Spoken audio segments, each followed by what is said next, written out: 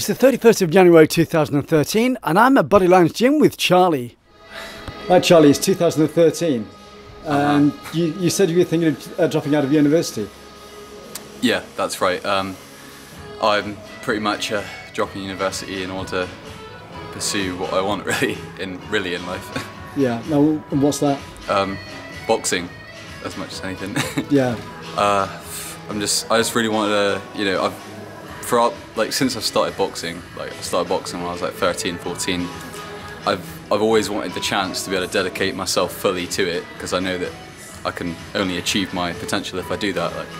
I watch quite a lot of professional boxing, and there are so many cases where I find myself saying that you can't be a part-time professional or top amateur, and so I had to make a hard decision, and one that's not going to be popular with a lot of people that are close to me. Have you got the contacts to get established in the field? My trainer back in Plimpton is has got a professional license, and two boxers at that gym that I feel are at my level have recently turned as professional themselves. My trainer Carl has contacts with a professional promoter, and so everything that I do when I end up going that route will be through that kind of through those contacts until things progress. And how long will it take you to get into a professional mode? Well, this season, me and Carl are using as a kind of barometer of where I'm at. If I'm going to dedicate myself fully, I'm going to try and dispose of all my opponents in the most, in the most devastating fashion possible. And try not to get hit as much. And basically, we'll find out using that as a barometer where I'm going to go from there. If I need another season, or if I can turn pro this year. Have you got any tournaments planned for this year? There's a show on the Citadel, which isn't far from here, on the March 1st, which I'm aiming to get matched up for against a military boxer. Is that Gareth's tournament? I have no idea, to be honest with you. Yeah. I just know that it's happening, and I'm hopefully going to be boxing on that show. So how much training are you doing at Bodylines now? Well, I've got a training split that I do, and in the mornings often involves a mix of, depending on which day it is, I'll either do sprints or strength training or regular boxing, skill-based training. And on the mornings where I do strength training or skills-based training, I come to Bodylines, so I'll probably be hitting Bodylines 3 or 4 times a week at least. Yeah. And what do you do at Plimpton? At Plimpton, that's where my local boxing gym is. I box for Carl's Boxing Stable. We do all sorts of stuff, a lot of conditioning-based circuits, a lot of aggressive sparring, a lot of partner drills and stuff like that, just to try to make the techniques and the combinations second nature when it comes down to it. Yeah, and what's your diet at the moment?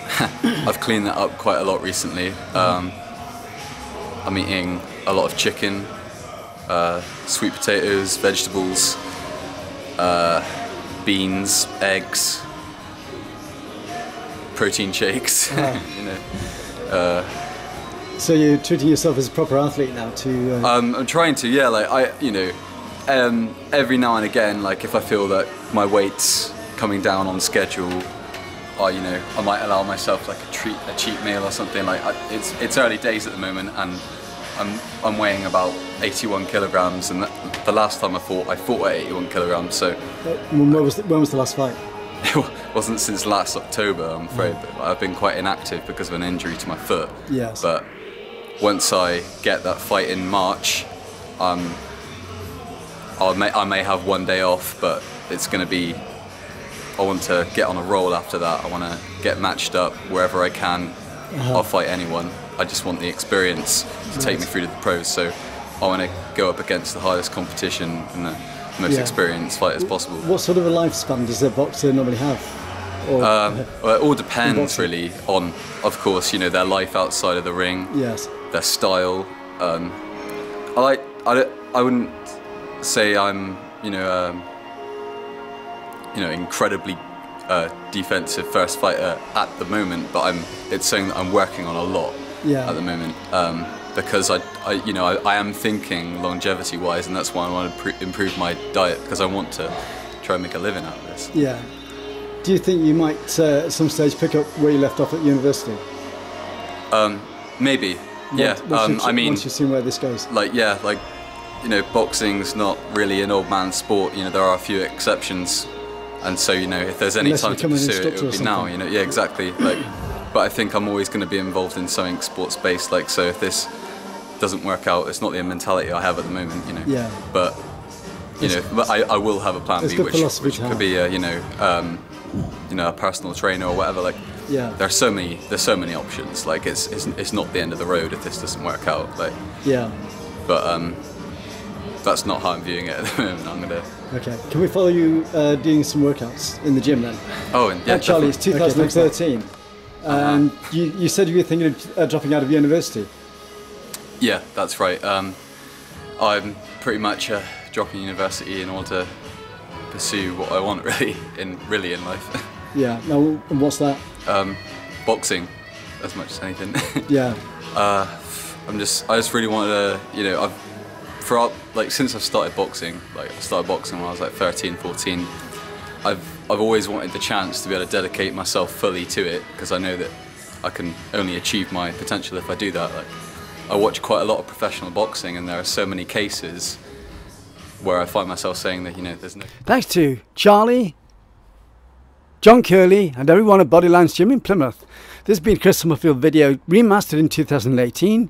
You can contact me at ccsPhoto12@hotmail.com, and if you can help to sponsor my videos, you can PayPal me at ccsPhoto1@gmail.com. Thanks for watching the videos. It's a lifestyle thing.